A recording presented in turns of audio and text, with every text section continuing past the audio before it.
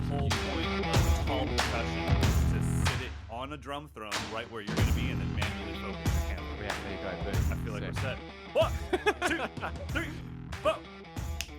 Oh no! Hang on, I stopped recording because I went too far, and now, okay, right, I'm recording now, so let's do that again. You little biscuit. You little biscuit. Woo! Okay. Here we go. No, seriously. Hey, get your act together. Let's do it. Come on, we're All right. we're pros. We're pros. Dude, well, one of us is. Yeah, yeah. Right, let's do it. Ready? No, I'm not. Now you threw me off my game. Like, I already counted you in, man. That was all I had. I haven't gigged in a while. I had one good count in. All right. Here we go. I'm going to go 4 bars of Travis Barker. 1, 2, 1, 2, 1, 2, 3, 4. Boom. That was kind of bang on. That was kind of bang on. Fucking hell. What's the thing that guy says? That we always joke about now. Like that?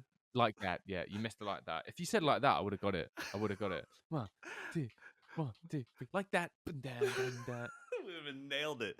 I want to find this like that guy, mate. We've got to find him and bring him on the episode. I mean, I hate to say question it, him. but he was 1,000 years old when I gigged with him in my 20s. So, brutal. I mean, he was telling me stories about how him and Jesus used to do gigs and St. Peter. And so he was pretty freaking old, bro. 1,000 years old. That's literally what I used to think of everyone like when I was younger. I was like, man, Oh, yeah. I'll never be like that. I'll never be like that. And now I'm getting there, mate. I'm getting hairier. My body shape is weird at the minute. Mate, my body shape is like the alien from American Dad. Have you seen that? Like it's just, I used to have a bit of shape to my arms. Now it's just like a skinny arm and then like all body. You know what I mean? Dude, Like, I know exactly what you mean. I tell, like, every time I come out of the Lulu dressing room and hand the lady 9 things, and I took 9 in, she's like, these didn't work. And I'm like, no, they're fine. There's just a problem with my body. Like, I'm not medium. I'm not large. I'm not extra large. I'm not small. I am just misshapen. There's something wrong with me. And then I just think, like, well, who's buying this stuff? Like, I feel like I'm pretty average. I know, so do I. But then I'm like weird, mate. I've got like a kind of fairly small waist, but then I've got long legs. So I have to buy like a bigger jean to get the longer leg, but then the waist is too big. So, or then I buy like a really small waist and then the leg are really short. And it's just like, oh, my life is a joke. I can't buy trousers. Welcome into Drum with Mike and Eddie. All we talk about is drums, drums, drums, nothing else, just drumming. Hope you're all doing well. We've got a bunch of new patrons. Thank you guys to everyone that has joined the Patreon page.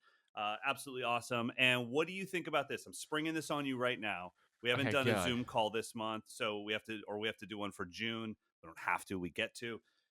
What do you think about like a double pad lesson? I do like a 10-minute pad lesson for the patrons. Then you do a tad minute pen lesson. Yeah, that'd be great. I would love a tad minute pen lesson. To be honest, mate, like a tad minute pen lesson. Talking about pens, mate, I wrote something down the other day. Can't do it anymore. Can't write apparently, mate. Literally, like I never. Ever, mate, it's like every time I go to use a pen, I get like cramp and shit, and I'm like, bro, I've got to sign another 200 Gretsch Brooklyn Standard snare drums. And I can't. I'm like, first of all, I don't know my name because none of the letters that are in Mike Johnston show up on this little stupid ass sticker. I don't know why I don't know any of and I just think back to like school and I'm like, when did this stop? And then I really think like, yeah, I don't think I worked on penmanship since like 4th or 5th grade. Mate. And that's our generation. What the hell are the kids doing? Just like, how do you sign? Oh, I just put my hand in ink and just put a freaking handprint on the page. It's like, okay, do you know how to use a writing utensil? It's insane. Eddie's offline right now, so we will be counting you back in shortly. But he froze. You froze in a really good. You were in full smile. It was a great freeze. Was I? Okay, cool. Yeah. All right, sweet. I knew it was going to freeze in the most awkward situation then. We were flying, going back to pens, mate. Wait. I gotta count you back in, bro. You can't just go back to pens, you child. I'm so pumped about pens. 1, 2, 1, 2, 3, like that. I don't even. Okay, hold on. Let's slow that down. Okay. 1, 2, 3, 4. Okay, Mate, pens. okay, where were we? Yeah, pens. Drum We're was talking about pen was that pens. mic. Okay, Just yeah, how yeah, hard yeah. it is to write anything anymore because we just don't have any use for it. Mate, writing all your signatures on that snare drum thing you're Oh, putting in the snare drum, like that's gonna end your career, mate. it really will. And You I won't be able to play honestly, drums. I get to the point where I'm like, all right, screw it. I'm going to try this left-handed. I need a break here. Um, because okay, you and I have talked about this privately in the past, but whatever's going on in our lives, you and I will procrastinate until deadline. But Yes. at crunch time, I can do amazing things.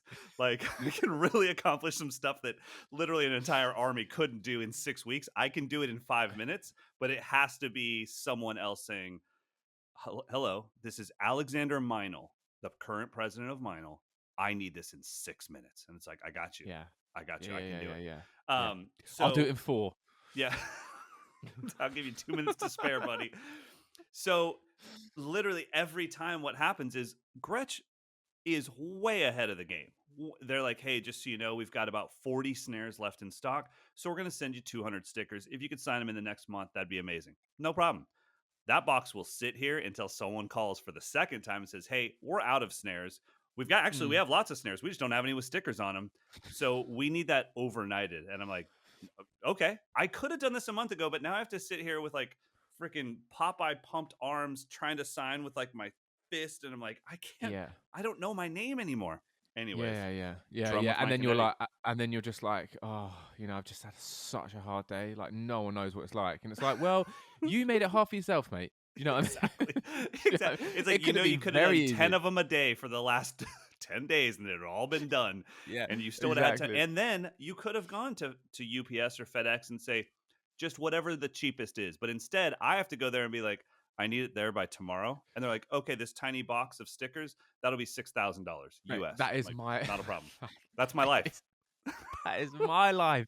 That is my life, mate. Literally, I'm just like, I end up like someone would, I don't know, like buy a pair of shoes with me, and I'll be like, right, I'll get it out tomorrow. And if I don't, then I'll be like, look, just have the pair of shoes. Just I'll suffer. Just I'll drive them to your house. Do you know what I mean? It's like I could have made this so much easier for myself I and made know. money, and I've just lost It's like a ton of crazy. money. Yeah, it's so funny. It's But crazy. yeah, Well, no. you and I, go Getting ahead. back to, we're not going to do a pen lesson, listeners. We are actually going to do a pad lesson.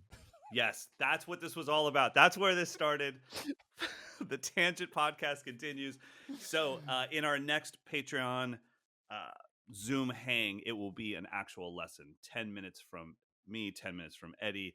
You guys can all join in. So, if you want to be a part of that, please head over to patreon.com/drum with Mike and Eddie, or you can just look in the description of this episode and every episode. And most likely, unless it's Spotify, you'll actually find the link. You can click on it, jump on over there, and become part of a really, really cool family.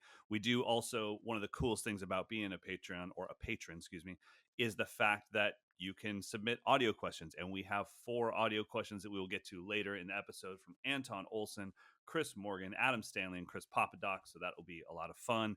But this week's episode is about something important, and that is value. Value. Yeah, there we go. Value. Oh, I thought you were waiting for me to say it. No, I was actually. No, We were you were at a gonna point say where I kind of needed you to say it because I couldn't remember what it was. it. I did see something in those eyes. Yeah, I you did see did. something in those. You Yeah, mean yeah. I wasn't fear? wrong. Yeah, Yeah. fear. Like, okay, this week's episode is about Oh, mate, pens. this is so good. I love doing this podcast, mate. I'm not gonna lie, right? Before we'll go on to value in a second, but before we carry on, I actually just like listened through loads of episodes today, like just skim, just like randomly like fast forwarded on loads of episodes. Right. It's such a good podcast, isn't it? We are smashing it. Somebody sent We me are smashing something. it. We are amazing. Somebody sent me something on a DM on Instagram yesterday that was like, I didn't know how to respond because he was like, man, if you listen to the podcast at half speed, you guys sound high AF. And I'm like, I'm pretty sure every podcast that's ever been recorded, the people would sound high if you listen to it at half speed. Like, did you just figure this out? Wait till you hit 3 times as fast. We sound like chipmunks. Like, and Oh my it was one of those god. weird things where I was like, look, I know maybe you did just discover this and this is hilarious to you. You could do it on every podcast in the Yeah. history of podcasts. And yes, people sound stupid at half speed. Well aware of that. Eddie and Yeah. I think, didn't we put out something Yeah. of us at a half speed when we first started? Yeah. Yeah, we did. And it was me saying something like typically English and weird, and you were just dying of laughter. Yeah, I remember. Okay, speaking of English and weird, Okay. Yep. what in the Red Hot Chili Peppers funk is an argy bargy? An argy-bargy. Like, I keep hearing it in F1. They're like, if those two rub tires again, there's going to be a full-on argy bargy. And I'm like, what the hell's an Yeah, argy bargy? Does that mean a fight? it can. Yeah, I think it means that. Like, oh, they're getting in a bit of an argy-bargy. Yeah, like a bit of a fight, a bit of like a bit of a tiff. I think it. Yeah, I think it means that. To be honest, mate, this is one of the things that like. Are you not English? Yeah, no, this is the thing. Like, when you go to where did I go to? Oh, the first time I went to Texas, mate, it was so funny. Like, they were like, you know, they list off a few things that they assume you're going to know, and I think argy bargy is one of them. You know, they're like, oh, do you know the Queen? And I'm like, no, I don't. Sure. What the? And they're No. like, Oh yeah, okay, well, yeah, yeah, but you know Jason Sutter, right? He's over there. And you're like, yeah, yeah, no, yeah, it's, what do you yeah. mean over there? Like, And then they're like, how did you get here? And I was like, oh, just drove. And they're like, that's so cool. And I'm like, are you what? do you What the not know hell? where we are? Yeah. Yeah, I No, gotta say, I'll jump in for all Americans and just generalize that geography isn't our strong suit in general. But to be fair, I don't think it's humanity's strong suit, because you are one of the million people that have told me this exact thing. Hey, I'm going to fly into LAX and then just come by your place. yeah. Okay, that's a 7-hour drive. Good luck, Yeah. buddy. Oh my God. I always forget how big America is, and like specifically California. Mate, that Right. place is ridiculously big. I Yeah, remember when you it's came down to Nam, you were like, yeah, no, just gonna drive home now. And I was like, sweet. So what, an hour? And you were like 8 hours or something. And I was like, yeah. what? Well, yeah, because I was driving an electric car, so it was like, well, yeah, it was like an 8 to 9 hour drive because I had to charge 2 times to get home. Oh my God, mate. Yeah, America's big. That's why Americans just aren't bothered about long drives, because that is a thing. Like, That's you a just total have to thing. do it. Yeah. And I think that really leads us into value. Yeah, I love it, mate. I want to know, right, listeners, if you love these like tangents in the first sort of 15 to 20 minutes Or of half the podcast, hour. or half an hour, or probably to be honest, 45 minutes. If you like them, please let us know, because we Listeners, I would we love have no two idea. things from you. Tangents, do you want us to clean it up? In all honesty, if you want us to clean it up, Eddie and I are professionals at something. We are good at the drum set. We can, if we can take direction. If you want us to Yeah. stop the tangents, let us know. Honestly. Also, screen grabs. I miss seeing those screen grabs on Instagram of you guys listening to the episodes. That I can't even tell you how much that does for mine and Eddie's morale, just knowing that someone out there is listening. So, all jokes aside, Yeah. those things mean a lot to the two of us. I mean, we share them back and forth like, "Oh, did you see this? Did you see this?" So, Yeah, please don't exactly. don't stop doing that. It means a lot to us. Yeah, man. And yeah, just feel free to, like, if you want to talk about anything that we've spoken about in a little bit more detail, to just reach out, mate. And especially in the Patreon, just ask away. Absolutely. All right, let's get into it. Let's talk about value. So, in drum gear, we're going to start with gear. What is value? And as I was thinking about this, I mean, you and I discussed doing this topic, I think 2 weeks ago, and we were talking Yeah. about different types of value. But as I was thinking about it, the drum industry is really weird as far as it's really hard to say that someone makes a product at the exact same quality level as someone else, but that it costs half the price. So it's a better value. Like, I feel like if you get a $900 shell pack drum set, I don't really care what brand you get in general. Mm. Now, it's generalizing the whole thing, but I think the drum industry is really good at sifting out pricing. And so that value is kind of spot on, like through the companies. My biggest thing that I'm curious about for both of us or for the listeners to hear about is, what do we think, when it comes to value, what are we willing to spend money on and what are we willing to save money on? And before we get into that, I do want to say, I think that value has shown up quite a few times and been very present in the drum industry. The first thing I think about is the Mapex Black Panther snare line. Yeah. That was the first time I felt like I could get $1,000 snare for $300. Yeah. I mean, I got that and I was blown away by it. Yeah. The Yeah. Tama SLP line. Yeah. They are phenomenal. I mean, Absolutely. there's That's some what I kits use where I'm now. like, how is that kit $700 or Yeah. whatever it is? And I'm like, I would that looks like a $3,000 drum set. Yeah, I mean, most kits these days, all these modern kits that are coming out, I'm like, what the?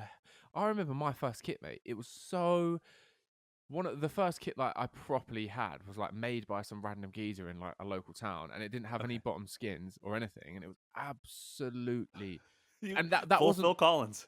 yeah, full, but not cool, not cool, Yeah, like yeah, not right, on right, not right. like not on purpose. It was just like this is what I've got left, sort of thing. It was so ropey and it sounded absolutely terrible. Um, and now I see these kits that are coming out, mate. Even Travis's baby kit in there, I'm like, this sounds amazing, Right, mate. right, right. Yeah. No, This sounds so good. I think there's, and that's what I mean by value is I think that everyone has tried to almost do drummers a solid. Like the companies have tried to do the drummers a solid. Like, look, we are companies. We have to make a profit, but we also think we can get you what used to be a $2,500 drum set. We can get it to you for 900 bucks and still make our profit. And it's like that's just absolutely amazing. And so I think about the Mapex Black Panther snare line, then the Tama SLP line, and the Gretsch Catalina line. For me, and not as a Gretsch player, because that came out when I was a DW artist. When I saw 18-inch jazz kits, those used to be custom order only. There was no way to get Right. one. So to get a bop kit, 18, 12, 14, 14 on legs, and it came with a matching snare for under $1,000, that was absolutely insane. And it just takes somebody at a company to be like, okay, guys, I, we can do this. We could do this for drummers for under $1,000. So those are to me some examples of great value inside of our marketplace. But where are you willing to, if you had to buy everything from scratch, where are you willing Mhm. to spend money, but you don't have all the money in the world, so you have to save money somewhere? Where would you save and spend? Uh, I I would save. It's gonna sound really weird. I think I would save on the shells. To be honest, I think like I would save on the shells because you can do wonders with a floor tom. Just detune it and muffle it. Same with a sort of high tom, especially with a kick drum, and then and also to some extent hardware because you can actually get very good hardware that's pretty cheap these days. Where I wouldn't save is cymbals and a snare. I Got it. just I just wouldn't. I just I think I think the especially snare. cymbals. Yeah, I mean, I think the snare is one of those things where, as far as your drums, it's your most important drum because it's the backbeat. It's being hit as often as anything else. But I don't think many people, unless you're talking about something really wonky, most people couldn't tell the difference between a $500 bass drum with a pillow in it and a $4,000 bass drum with a pillow in it. Yeah, Most mate, people, it not would be at all. like it goes kick. But I with snares, unless you have like a big fat snare drum on top or a big muffler, I mean, it's very obvious the difference between a cheap drum and an expensive drum. Not that you can't get a cheap drum to sound great with great technique, but there is a difference for sure. For me, I'm the same with you as far as drum set. If somebody said, "Okay, you have the $2,000 to spend," I immediately think Gretsch Catalina Tama SLP. I can get by with or used janky kit. I can get by with Yeah, kick and toms from almost any brand. I am going to spend money on heads for sure because I think good heads on a cheap kit can make a cheap kit, yeah, that's true. manageable.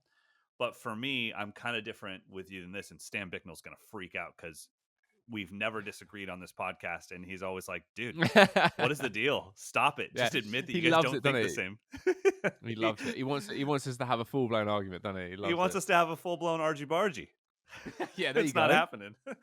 But for me, I would spend everything on movable parts. So bass drum pedal and hi-hat stand, because those are the things that I interact with that can actually mess me up. They can slow me down. They can come apart. If the bass drum pedal falls apart, it is game over. If my Yeah, rack tom falls apart, I wouldn't even notice. It's usually at the end of the gig where I'm like, oh, there's 3 tension rods on the ground. I didn't even know about that. yeah, yeah, yeah, But if yeah. that single bass drum pedal falls apart, like for me, it's always a DW 5000 pedal.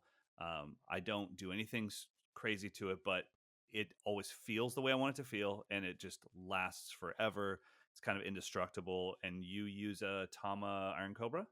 I use the Speed Cobra now. No, I Oh, use the okay. Dynasync now. Sorry, Dynasync. Oh, okay. Yeah, yeah, mate, they're really nice. Like I didn't Awesome. expect to like it, but it was beautiful. Yeah, I mean, But Tama yeah, is one of the companies that has always made amazing hardware. I think yeah, when I think of like drums and hardware being quality, I think of Tama, DW, obviously, Pearl, and Yamaha. Mm-hmm. Yeah. But Yeah. I mean, when I was leaving DW and thinking about going to different drum companies, I was like, well, I'm not going to play Gretsch's hardware. And so I'm gonna have to clean this up with DW. Hey, I'm leaving, but is there any way I could re-sign as a hardware artist? And that's exactly what I did. I didn't even know Gretsch had their own hardware. Yeah, I mean, it's so back in the day, and I don't honestly know the logistics of it now, but Gretsch was distributed by this big company that was owned by Fender, called KMC, and Gibraltar and Gretsch were all part of the same thing. Right. So you could get a Gretsch kit with Gibraltar hardware, and then eventually, I would assume whoever was making Gibraltar's hardware also made a bunch of like entry level Gretsch hardware, but they didn't make any high end stuff. And they were never trying to like poach me, like, "Hey, do you want to try out our single braced hi hat stand?" I'm like, "No, no, I do not." So sorry, that sounded way more rude. I was like, "Thank you guys so much for the offer. It's a dream." I love I'm that. No. Fucking planet you on, mate. Why'd you even ask? No, but yeah, so that was a really awkward conversation to leave a drum company and then come back and say, "But I do want to play your hardware because it's so valuable." Yeah, exactly. All Yeah. about value. All about all about value, mate. But mate, going back to the whole where I would save, I think basically the reason why I'm saying that is because I look back at my experience in school and college, and all we had was dodgy hardware, dodgy drums, but we always had like a good snare Yeah. and like good cymbals. So and yeah, and then fast forward to when I was touring, I had like a few ropey snare drums, like a few really bad ones, and then also just using whatever was there at the venue. Right. And there's nothing worse than like having lugs just pop out mid set, and then before you know it, you're playing a flipping 10-inch high tom. Do you know what I mean? And it's like all the snares are gone, and it sounds like the snare from St. Anger. You know, that Metallica snare. You're like, what is going on? It started off so well, and within 20 minutes, I'm playing a different kit. I sound like I'm in a Latin band. Now that you've been taking jazz lessons and you have some caropes, now you know what it would be like to turn up to, like, they're like, yeah, we're doing a jazz open mic. Just sit in, and you get there, and it's like, is that David Silveria's ride cymbal from the first Korn album? I thought it's like, oh, come on, man. No matter how good I play, it's gonna be like tang tang ta tang tang ta tang tang king ting ting ting ting.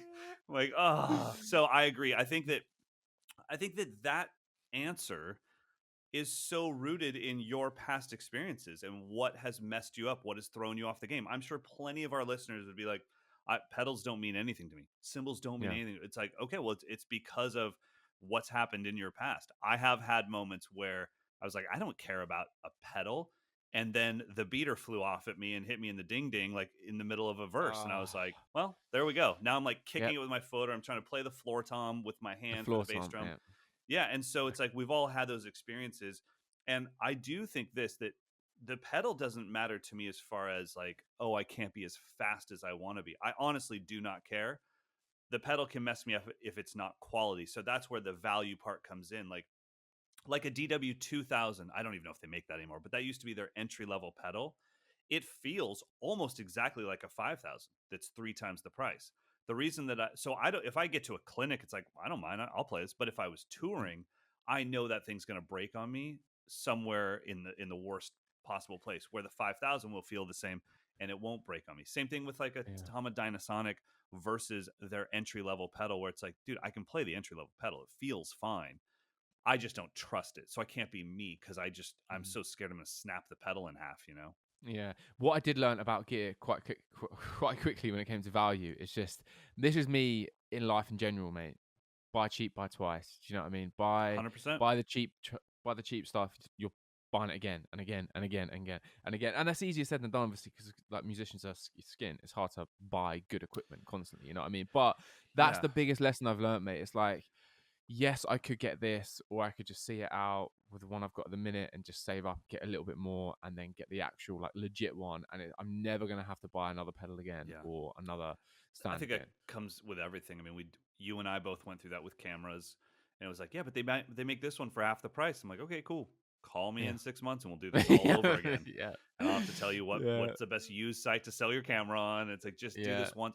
I wish I could give myself that advice, which would be patience of like, deal with what you got and keep saving until you can get the good stuff. But the other thing that's kind of weird is on the value scale of things, you don't know what's valuable. You don't know what's good because you don't have the experience as you're growing through it. So it's like, I think back to having my first Zildjian cymbal that was a scimitar, and it's like, but to me, it was a Zildjian. So it was amazing. And I had to wait until my ear said, this doesn't sound like everyone else's Zildjians.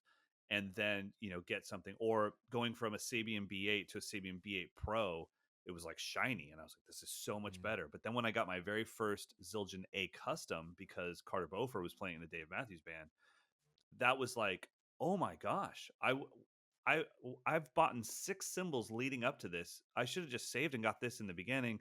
So I think we Yeah. all have to go through it, even though we know that to be true. I would assume you go through it a ton in the clothing world and the fashion world. Like Oh, mate. so I started following Cole Buxton after you told me about them and Yeah. just seeing what they do and watching their documentaries.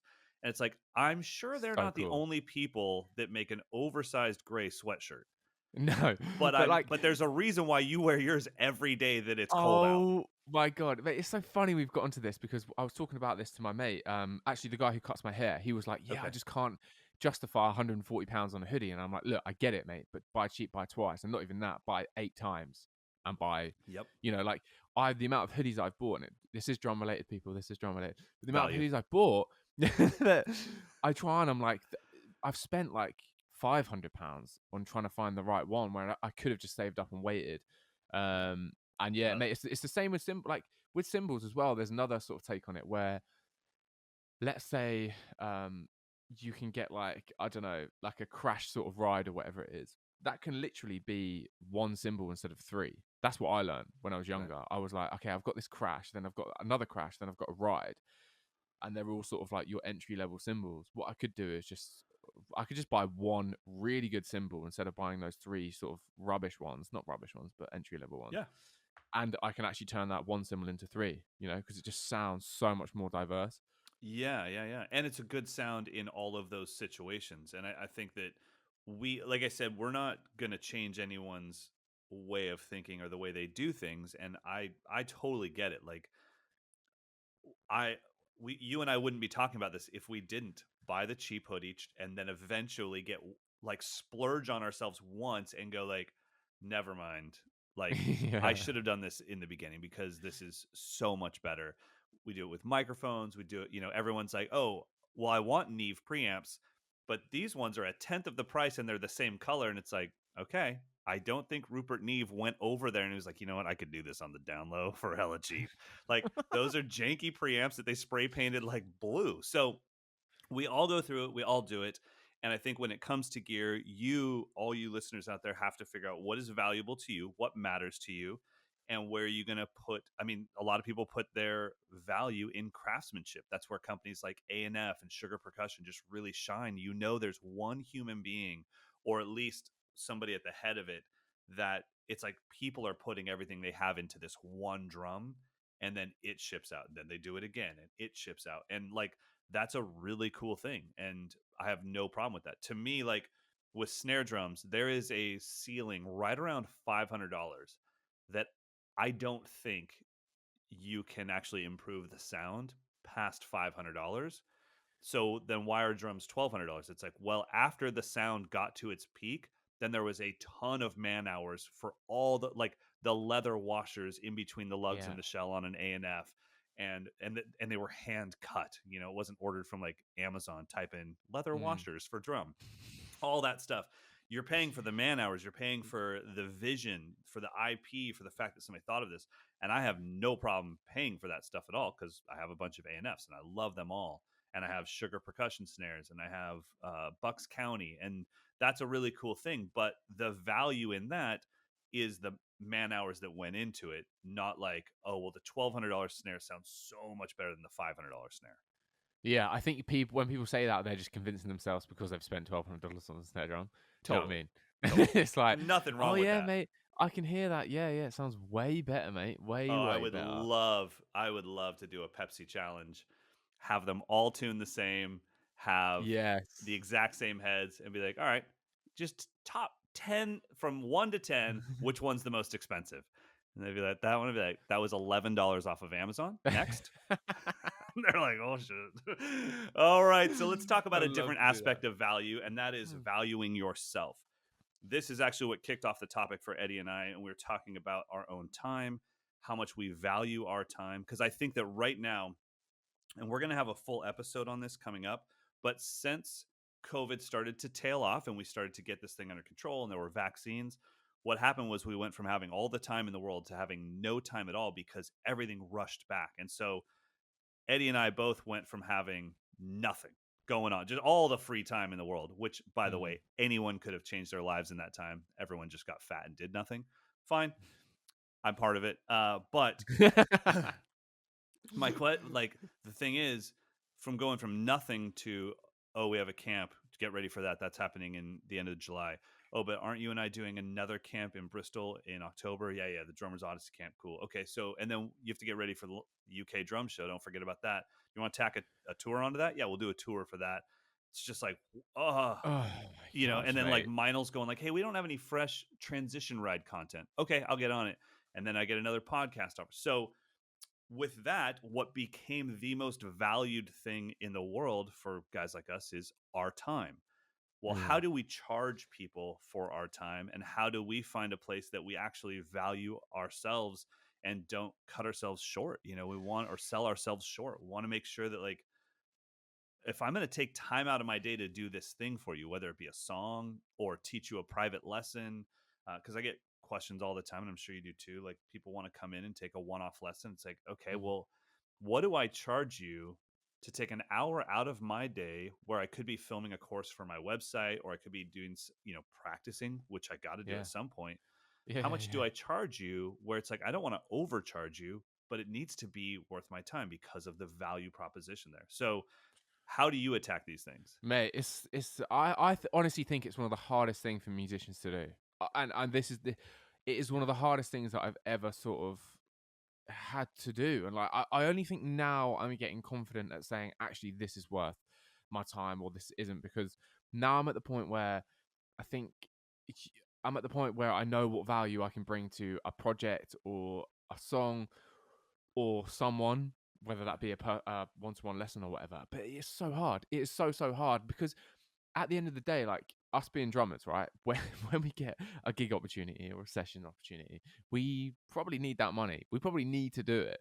Right. But there is this there you get to a point where you actually think, I don't know, man. Like I'm not getting paid enough to warrant doing that, or I'm better than that. And that's actually an all right question to sort of say. And I just think it's a really difficult thing. And I think it comes down to exactly what we're talking about, value. Like, you've got to think back to what you've done, the blood, sweat, and tears that you've been putting into this instrument, the things that the things that you know, and how much value you're going to bring to the end product. Like I said, whether that's going to be an hour with someone or that's going to be a session or whatever it may be. And I think it's a really hard thing to do. And I think there is no right amount or way to approach it. Like you said, you've just got to look at what you do, look at your life, and just be confident and just say a number, and that's it. But it's a really hard thing to do, mate. I struggle even now. Like that's why I reached out to you to say, like, with a couple of things, like how do I even do it? Where do I even come from? Because it's such a difficult thing in another way where it's drums and we want to hang out with drummers. We want to just record on this song. We want to like teach this person. We want to do that. But then at the end of the day, if you want to do it for a living, you've got to get the money in. Do you know what I mean? So Yeah. Well, you and I can't just think do it for that, fun or cheap. when it comes to anything, let's say that we can talk about a private lesson, a one-on-one lesson, or doing a song for an artist. So in both of those situations, the money that I'm charging you is actually an agreement to take this seriously. So I'm going to charge you $200 for this lesson, or I'm going to charge you $200 for this song. Either way, now we're taking it seriously. If I just record on your song for free, then you could actually take my drum track and just move it to the recycle bin because you're like, I don't really like it. Where if I charge you for it, you're going to take it more seriously. You're going to work with it. We have an agreement that we both take it seriously. Same thing with a private drum lesson. I have a few students that come in about once a month that I teach here privately. And these are really close friends of mine and people that I truly care about their development. And some of them are financially not in the, they're not just like millionaires where they're like, I don't care, $500 a lesson, let's do it. So it's like the money is a thing. I can't not charge them because then why would they take it seriously? Why don't you just go home and watch Yeah. YouTube? And so the money is an agreement for both of us to take it seriously. And because I'm charging, I can't just let them show up and I'm like, hey, what do you want to work on? It's like, okay, well, because of this money that's involved, I actually thought about what you're going through. I thought about what you want to do in the future. I've come up with a plan of attack. And here's this whole thing. And you and I both know whether it's a session or a private lesson, if it's an hour private lesson, it's a 90-minute private lesson. Yeah. Because Yeah. when the Yeah. time is up, they're like, oh, real quick, one more thing, bass drum speed. And I'm like, okay, here comes the next half hour of my day. Like, I'm like, bass drum speed? That's not one quick thing. That's like 20 years of my life. It's And so, so and you want funny. to, like you said, these are drummers. We want to hang out with them. You want to over deliver, but it's like, no, no, no. Kind of like in school, when the thing hits the 12, you have to leave. This is over, Yeah. you know? Yeah. I Yeah. mean, when I was only a private teacher and that's all I did for a living, it was so much easier because I had a full day of private lessons. I'm like, I'm sorry, you have to go because Bobby and his mom are out in the lobby waiting. Like, Yeah. I was on the minute. I was doing half-hour lessons. I usually did, I think 12 half-hour lessons a day minimum, Wow. and they were back to back, no breaks.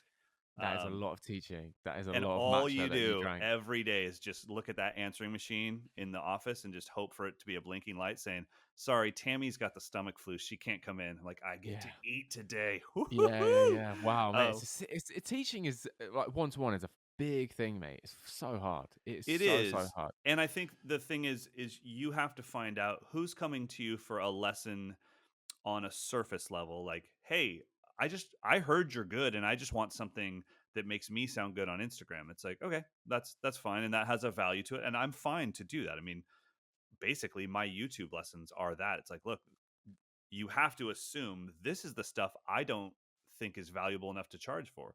So I don't Yeah, mind doing that stuff, but there's such a different value to that between somebody saying, I kind of want you to be in charge of the next couple years of my life.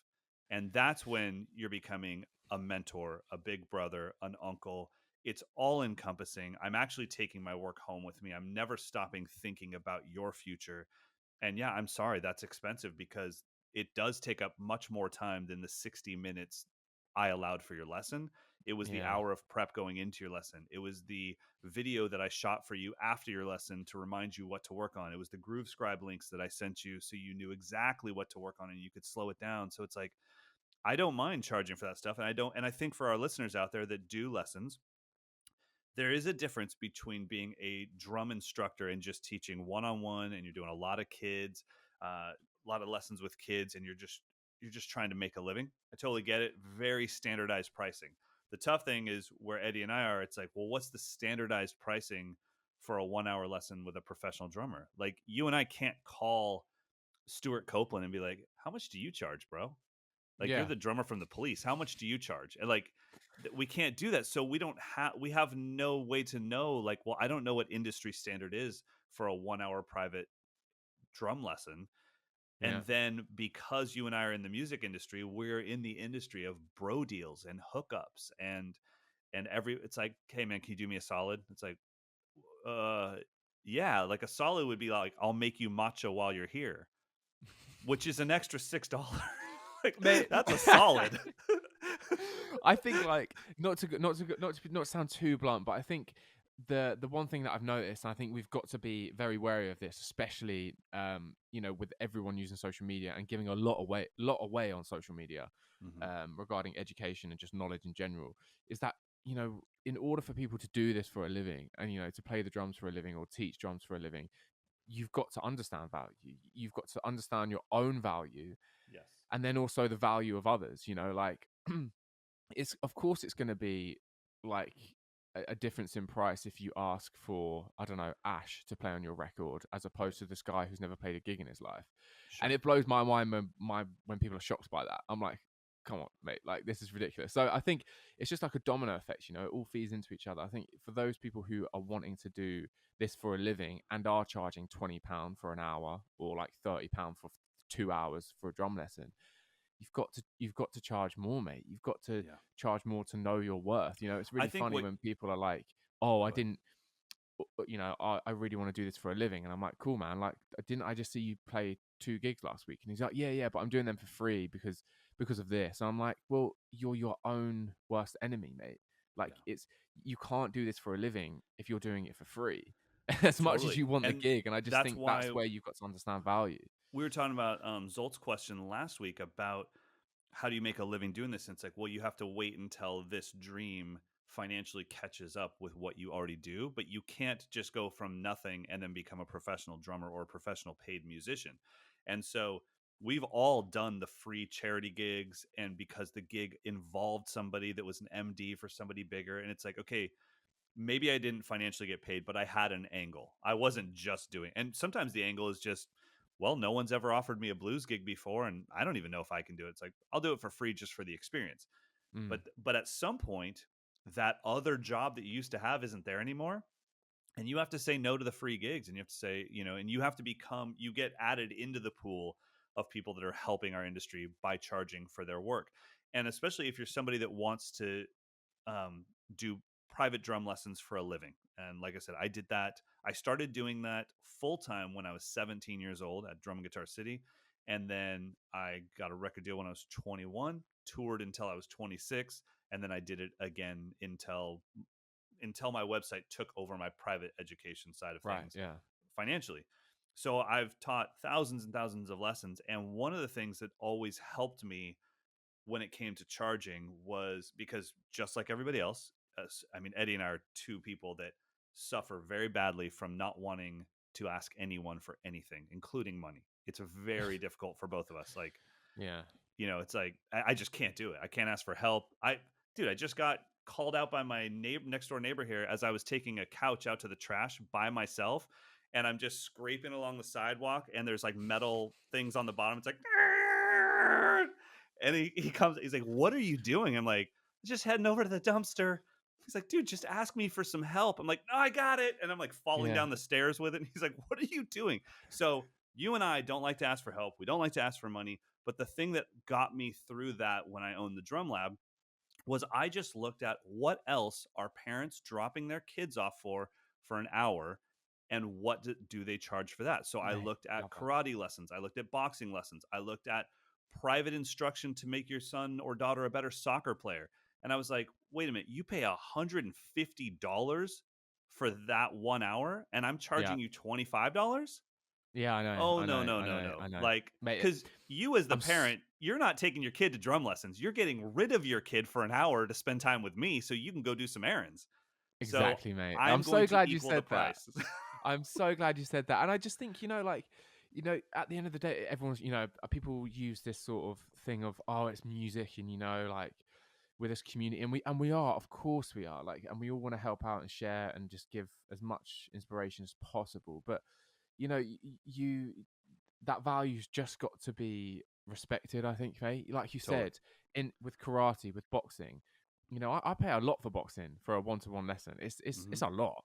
Yeah. My brother's a PT, and he charges a hell of a lot for an hour. But it's that value, and you've just got to just remember that, man. If you want to do this for a living, just, I know it's drums, and it's a choice. It's not a necessity. Like, it's a luxury, I guess. But at the same time, it's a luxury that they're not being forced to do. They wanna do it. So you've just got to. Yeah, I know I've said the word a million times. Just really understand what value you're bringing to the table. And I think Yeah. after it does get to the point in your career where I think I'm at now, where the amount of hours, blood, sweat, and tears, and figuring this out on my own. You know what I mean? Like, really figuring this out, Yeah. and practicing day and day and night. It's like, well, this is what it is, man. Like, you don't have to pay it, you don't have to do it, you don't have to have me on your record. But if you do, and if you want it, then this is what it is. And I think then you don't resent anything, which is, I know that's going pretty deep and No, but I sounding mean pretty that's blunt, that's but that's the way it is. And I think every musician realizes at some point when they reach the professional level, they realize, wait a minute, if I add up my hours, my study time, my money spent personally, I've put more into this than most physicians, most doctors, most lawyers. Like, my hours 100%. will double anyone with a law Yes. degree. Like, so it's I like, love that. yet I'm supposed to teach you for free. So, Yeah. or play on your record for free. And the thing is, like, Yeah. think about the people that brag about who played on their record.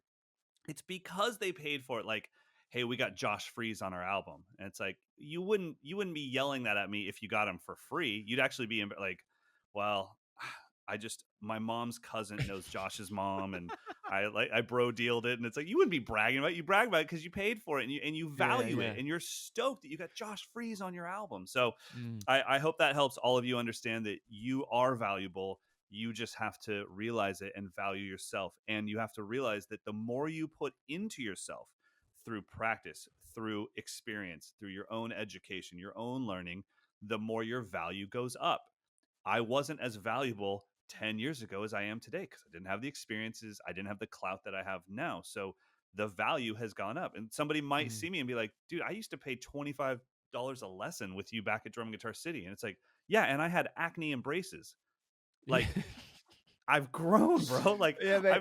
I've done drum festivals with Dave Weckl since then. Like, I'm sorry that the price has gone up. Like, I don't know what to I tell know, you. mate. I know, and I think it's just we've always had these. We've always thought this because the voice notes would if people could listen to our voice notes, they would hear it. But it's associating money with music. It's always been Yes, it's difficult, tough. mate, and Yeah, it's really really tough, man. I mean, like the membership model. When I paused my membership, but when I had it, I first launched with a really really low price, and I just gave them everything all the time. I over delivered because I just felt like I'm blown away that you would give me any money, and I think yeah, it is a skill and it's a confidence, but it's a skill and confidence that will enable you to do this for longer when you actually get paid and get the rewards back from the amount of efforts you have put in. And I 100%. think that's the key to it. It's just like you said, value people, value. Value. There No we go. tangents, just value. And I just I wanted to get that in there. it's all about value. I hope I hope there's like an audio bot crawling this episode to be like, okay, maybe this should be titled value. They've said it Yeah, 11 times. yeah. All right, Value. let's get into your questions. So, like I said, if you value this podcast and you want to become a patron, please head over to patreon.com/drum with Mike and Eddie. That is why this podcast is ad free. So, all of you lovely patrons out there, thank you for Thank you. funding this podcast. We do not take it for granted. And one of the perks is you get to ask audio questions. So this one came in like 3 or 4 weeks ago. So we got to get to it first. This is my buddy Mojo, Chris Morgan. He's an awesome drummer and watch collector. And let's see what he has to say. Michael, Edward, cake or steak? Cake or steak? Okay. Now, Wait, this guy's sick, mate. Play that again. okay. Michael, Edward, cake or steak? Dude, I don't listen to these ahead of time. I had no idea that's what his question was. Mojo, you are the man. I love how before this you were like, look, he's been waiting 3 weeks for this. We've got I had to no get idea. this. I didn't listen to it. We've got to get him in the front row. We gotta He's been get him dying. in. He's had Okay. sleepless nights about this answer. Now, here's the funniest thing ever. I got asked that question about you in person last night by my next door neighbor, who's a drummer. And he's like, so, hey, when Eddy gets here, do you think you guys would have time for like a barbecue at the house? Because we're next door neighbors. And I go, yeah, it'd be great. And he goes, does he eat steak? And I was like, I actually have no idea. Because my Yeah. neighbor knows that I'm not a red meat eater. So he's like, I'll make some chicken breast for you. Does Eddy eat steak? And I was like, I have no idea. But Mojo wants to know too, cake or steak? Oh mate, this is brilliant. This is a very hard one. The older I'm getting, the sweeter tooth, the more sort of sweet tooth I'm getting. But I'll go for steak. I will go for steak. Okay, so that was my question and Andy's question. Andy's my neighbor. Are you a red meat eater? Yeah. Okay. Yeah. So he can make, because he was like, I'll get some good ribeyes, and I was like, Oof. okay, you know that I like a nice thinly sliced piece of tofu, right? So if we can get it just real thin. Just, and so I was like, I don't know what Eddy eats. And then Amber chimes in. She's like, what the hell do you guys talk about? You know nothing about the man. I was like, I know lots about him. I know that he takes bubble baths. Yeah, for about an hour and a half. I'm going to have one tonight, mate. Exactly. All right, so Mojo, cake or steak for me, I'll take the cake, but I would love it to be as sugarless as possible. If you could make me a matcha cake, I'd be very happy. What is your favorite cake? Mine's carrot cake, probably. Oh, Okay, Can't be. my next door neighbor's wife makes the best carrot cake on the planet, so we will have. Where do you live? You live in that, like, you know, Desperate Housewives, that little cold. That's where you live. That is where you live, isn't it? It's I gotta say we have a pretty okay. Here's how amazing our neighborhood is. So we are in California. Don't worry, this is going to be a 6-hour podcast. It's all about value. This is why I think my neighborhood, even though it's not the biggest, fanciest houses, it's a valuable neighborhood. I'm sure you saw during Christmas Eve the drive through my neighborhood with all the little tea light candles. Okay, awesome. But right now, what's going on is in California, we're kind of getting into summer. So all of our foliage is going from green to brown. And that stuff catches fire really quick. And I'm sure if you ever watch the news, you know how much California catches on fire. So our neighborhood brings in about 2,000 goats and just puts fences around everything that is brown and not green and lets the goats in. And the goats just eat all the vegetation down to the dirt. No fires. It's amazing. So Amber's favorite time of the year, she literally skips around the house. It's goat time. It's goat time. And we all take a walk. All the neighbors, we all come out and we walk to the goats and we just watch them eat all the foliage. That is insane. And how long are the goats out there for? Like they'll be in a big old patch of land for like 3 days. Then the guy has 2 giant Anatolian Shepherd dogs that round all the goats up on a truck and he drives them down the street to the next place, puts up a fence, lets the goats eat. And he just does it through our whole neighborhood. Takes about a month. Yeah. What? So I was telling Amber yesterday, I'm like, oh, I'm so bummed that Eddie's not here for goat time. So I'll send you a video of goat time tonight. It's nothing freaky. That's Where do you live? This is mental. Does that happen anywhere else in America, like, or California? Oh yeah, like your neighbor makes you ribeye steaks and carrot cake, and you go see the goats, and then you just have a little business hang down the hall and get everybody hyped up on how to make more money. All right, moving on to our next question from Anton James Olsen, amazing drummer and killer patron. Hello, Mike and Eddy. This is Anton from Gothenburg, Sweden. First off, I'm addicted to your podcast. I've already re-listened to the episodes several times. So thank you so much for this. Now, my question. I've just finished 3 years of bachelor studies, I guess you'd call it. And to work as a teacher here in Sweden, you need another 1.5 years to get like a certificate. So that's what the future has in store for me. And I've already had private students at times, and I also work twice a week with younger students already. But my question is, what is, in your opinion, the most important aspect of teaching that you wouldn't find in a textbook? Yeah, I'll leave you guys with that. Thank you so much again. Cheers.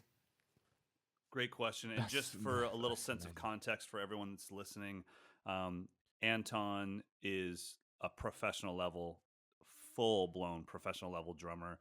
Find him on Instagram and you'll be blown away, but he's also a professional singer-songwriter. I mean, he's the real deal, and I just love that he's taking it this seriously. It's really cool. So what's your advice for Anton?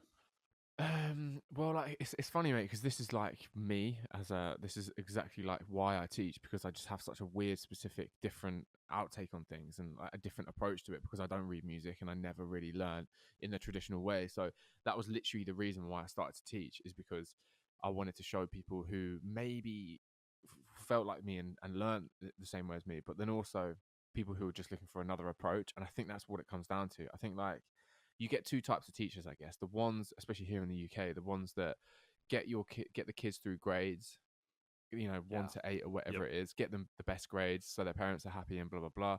So they've qualified, they can now play the drums. And then there's the other teachers who really sort of like, not that those other teachers don't go deep, but the other teachers that sort of just show other ways of doing stuff and just, dive deep into just other areas that those books don't. And I think, mate, the most important thing you can do is just teach exactly how you learn, even if it's the weirdest thing in the world. I really like that, mate, and that's why I'm having lessons with Steve at the minute.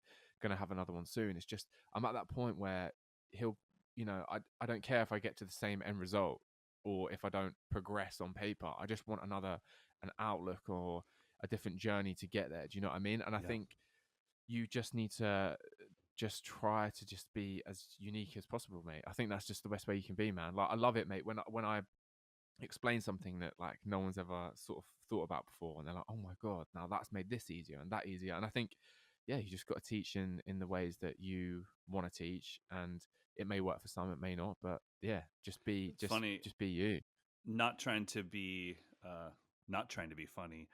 It's almost like you're saying that Anton needs to value himself and realize that he's unique and he will teach this instrument different than anyone else. And you have to value that and not fall back always on the training and that type of thing. Like, Yeah, you see this exactly. thing differently than everybody else. The two pieces of advice I would give you, Anton, just from being a teacher for so long in different arenas, meaning giant rooms with zero feedback, like a clinic or a drum festival where the crowd is not participating, drum camps where the people that are attending are participating, which would be more like a classroom setting, and then private lessons would be, first of all, ask questions. I cannot stand teachers that don't ask questions about me and my journey and what I'm trying to do, what I'm trying to achieve. They just start teaching me like, oh, here's something you can't do. It's like, well, I'm not here to find out what I can't do. I'm here for you to unlock doors that are currently, I'm standing in front of these doors and they are locked. That is your job as a teacher, is to unlock these doors.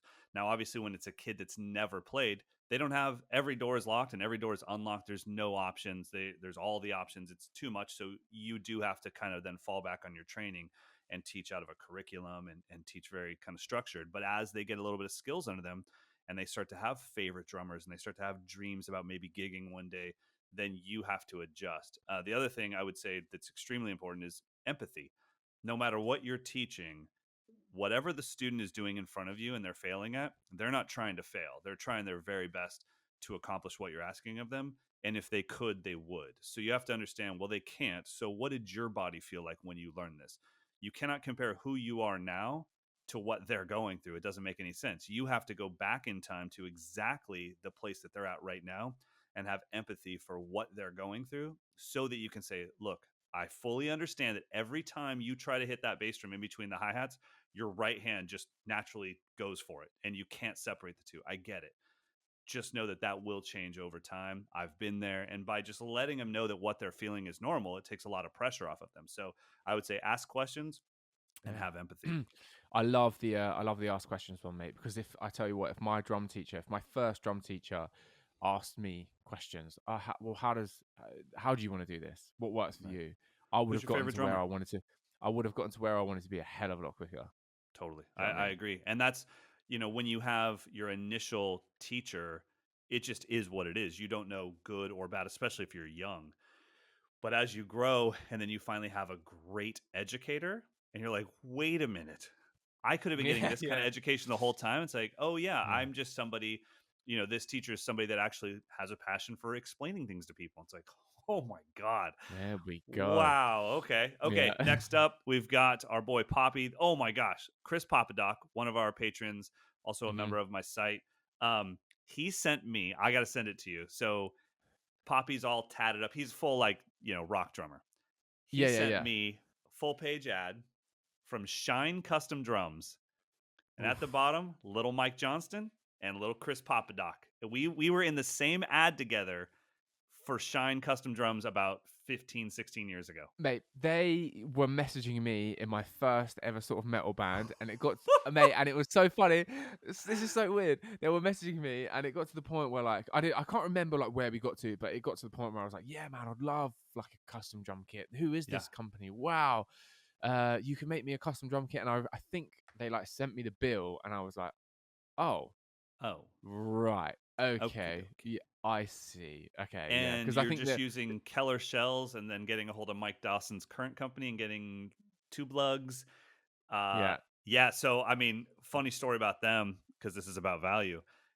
Chris's question, but funny story about them is I was with DW and Shine is in Sacramento. So because I live in a great place apparently. So anyways, me and Eric Moore would go over to Shine Custom Drums, and all of a sudden they were like, well, we can make you a snare and we can make you a signature snare. And I'm like, I don't even think DW knows I'm on the roster. Yeah, let's do it. So we make a signature snare. They sell like 200 of them. This is like 15, 16 years ago. Now, do you remember that drum festival that I posted on Instagram where I'm playing at the Floyd Kennedy Drum Festival with my blonde DW kit? Yes. That's Yeah. me playing the Yeah. Mike Johnston custom signature Oh Shine wow. snare. So it looks just like my current one, matte black, tube lugs. Anyways, well, Shine goes bankrupt, and there's still one order left unfilled. Torhe in the Netherlands, and he reached out to me and he's like, dude, I spent like 750 on your snare and they're just bankrupt. They're just gone. They're not returning any emails. And I had that snare that I played in that festival. And I was like, bro, I'm so sorry. I have no relationship to that company other than, being slightly endorsed. I'll send you mine. And so I don't have one. He has my actual one and Oh with my mate, that's signature in the sick. badge, and he still has it, still plays it, and it's awesome. So Chris Pop, we have something in common. Shine Custom Drums, and Eddie, I'm glad you didn't sign with him. Here we go. Let's take a listen to his question. Tangent Podcast. Hello, Mike and Eddie. It is Poppy here from Ohio. And today I don't have a question because when I think about what I would want to ask either one of you, I realize you've probably covered it extensively in either a previous podcast or through the websites somewhere. The information's been out there. So thank you very much, both of you, for just sharing your lives and sharing all of your knowledge with all of us. Have a good day. Wow. Oh, like legend. I said, I really don't listen to these ahead of time. I would have known that wasn't a question. Dude, Chris, thanks, buddy. Appreciate it, man. That's really cool. What a guy. Yeah, awesome. Well, I hope that all of you guys get something out of this podcast. And I think that what Eddie and I set out to do with this is to give you an hour once a week to hang out with some drum buddies. Mine and Eddie's friendship was built out of the fact that we just kind of needed some drum brothers to go through some similar things with, because let's be honest, not many people understand what we do with this instrument. It's very isolated when you're practicing. It's very tough on your psyche to open up Instagram and feel like everyone else in the world is better than you at this thing that you're trying so desperately hard to do. And sometimes you just need a drum buddy to be like, yeah, I get it, man. And that's what this podcast has set out to do. I mean, obviously we're not the most tech focused podcast. We're not the most drumming focused podcast, but we are focused on the mental health aspects of what we all go through as drummers and musicians. And I hope, just like Chris mentioned, I hope you guys get a lot out of that. Yeah, man. Yeah, mate. Like we said before, it's like my therapy, mate. I love just chatting it through, and weirdly enough, and this is going to sound weird, I occasionally, I say occasionally, I listen to it back, and I'm like, oh my god, yeah, this is exactly what I want to hear. So because I think sometimes in the world of drumming, in the world of music anyway, it's so easy to give advice, but most of the time you need to take your own advice, and I think that's the beautiful thing about this podcast. It's so nice to have like just someone or a community like the guys and the patrons and the listeners to just help you figure this stuff out. Like this episode, mate, value. It's a hard one to sort of talk about and be blunt with, but I think we managed to do it, and I think it's going to help a few people out there, mate, that are trying to understand like how to do this thing. Yeah, I mean, obviously we have to schedule this and come up with like a pre-production checklist of how are we going to make an hour episode out of it. But in the end, the entire episode comes down to you need to value yourself. And you also need to realize that the more you put into yourself, the more that value goes up. I've said that to every endorsement I've ever signed with. I'm happy to sign for this thing that we have a contract for, but this is not where we will be 2 years from now. You need to know that as my career grows and as I move the needle forward, I do expect my endorsement to grow with me. And we all have to put that value on ourselves. Like, yeah, this is where I'm at right now, but I won't be here in a year. I'm going to grow. I'm going to obsess over forward momentum. And Eddie and I want that for all of you.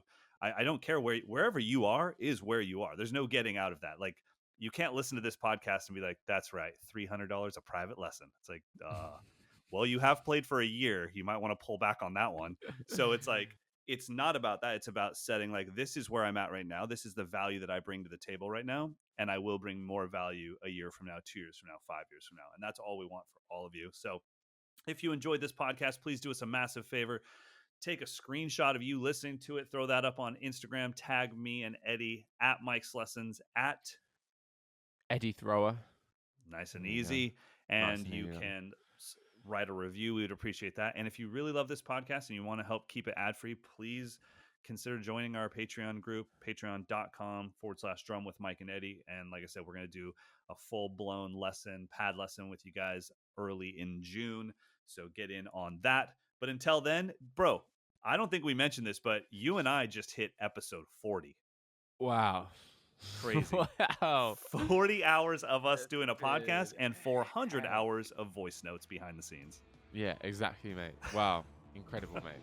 This is I can't imagine I can't picture my life without this now. Do you know what I mean? It seems like such a staple in my life, and it makes me so happy that it's a staple in other people's life now.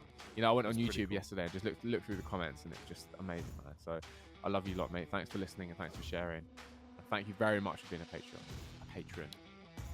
We'll never get that right, but episode 40 is in the can. Boom. Okay, seriously, I don't think you're valuable.